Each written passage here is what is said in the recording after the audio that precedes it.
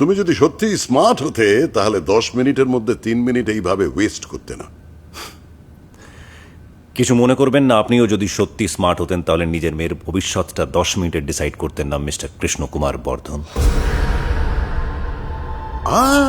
কৃষ্ণ কুমার বর্ধন, অনেকদিন পর নিজের পুরো নামটা শুনলাম।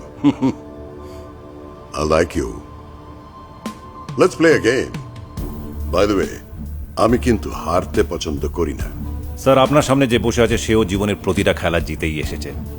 এমনকি ম্যাচ শুরু হওয়ার আগে ট্রফিতে আমার নাম লেখা থাকতো স্যার।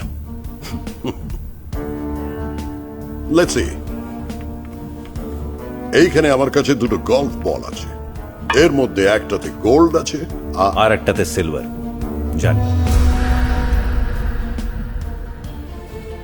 তুমি যদি এর থেকে গোল্ডটাকে সিলেক্ট করতে পারো তাহলে আমি নিজে দাঁড়িয়ে থেকে আমার মেয়ের সঙ্গে তোমার বিয়ে দেবো।